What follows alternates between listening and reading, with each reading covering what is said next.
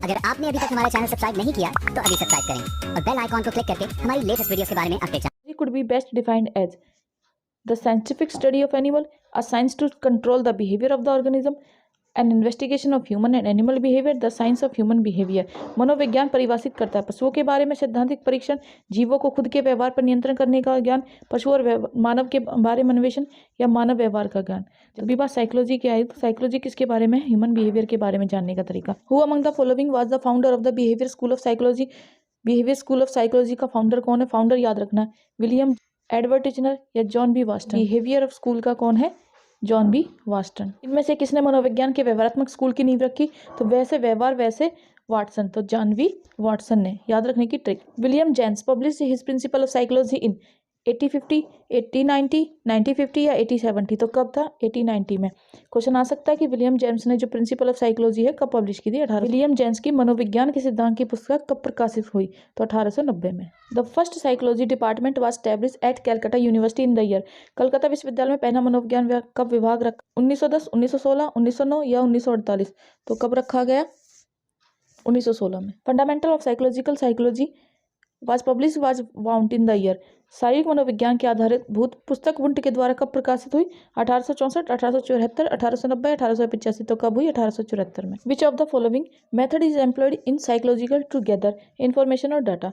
मनोविज्ञान में सूचनाओं को इकट्ठा करने के लिए कौन सी विधि है? Experimental, observation, case study method, all of the above. तो सारी विधियां हैं, प्रयोगात्मक, अवलोकन, व्यक्तिगत अध्ययन विधि, उपरोक्त सभी। तो राइट आंसर डी।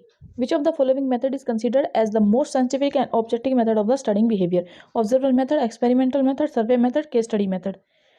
तो निम्न में से कौन सी विधि व्यवहार शिक्षण के सिद्धांतिक और वस्तुनिष्ठ है? तो इसका राइट आंसर क्या है? प्रयोगात्मक विधि। बात आएगी साइंटिफिक की, तो एक्सपेरिमेंट साइंस में करते ही है, तो एक्सपेरिमेंट में। Which of the following is the important source of data for psychologist study individually? किसी एक व्यक्ति के बारे में अकेले ही साइकोलॉजी फैक्ट हम कलेक्ट करते हैं तो उसको क्या कहते हैं? सर्वे, केस हिस्ट्री, एक्सपेरिमेंट, या नन ऑफ दिस। देखिए भूल भुलैया मूवी में भी देखी होगी, ठीक है, अक्षय कुमार जाता है वो मंजुलिका की क्या स्टोरी थी पता करने, तो ये केस हिस्ट्री होती है, ठीक है। किसी पर्टिकुलर बंदे के पास्ट में क्या हुआ उससे रिलेटेड इन्फॉर्मेशन लेने के लिए case history. Which of the following techniques is used in survey method? Survey method में कौन सी टेक्निक यूज होती है? Questionnaire, rating scale, interview, all of the above. तो राइट आंसर देखिए क्या है? All of the above.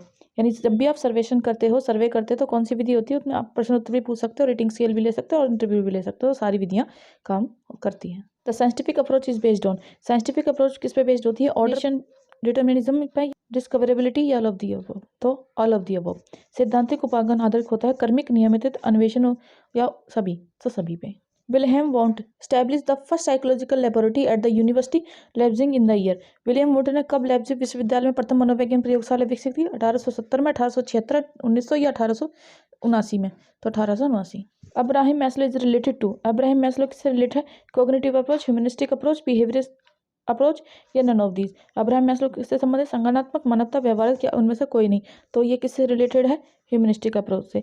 Indian psychology organisation establish in 1924, 1927, 1932 या 1942?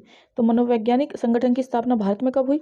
1924, 1927, 1932 या 1942? तो देखिए कब हुई? राइट आंसर क्या है? 1924 में। Science of behaviour book written by Thorndike, Skinner, IP Pavlov या कोलर? तो कैसे याद रखोगे? S for science, S for Skinner. Skinner ने। Motivational personality book written was? Motivational personality पे बुक किसने लिखी? स्किनर, फ्रेड या मैस्लो या पियाजे? तो किसने लिखी मोटिवेशनल पर्सनालिटी पे पुस्तक? ये मास्लो ने लिखी। मैं से मोटिवेशनल, मैं से मास्लो, ऐसे याद रखोगे।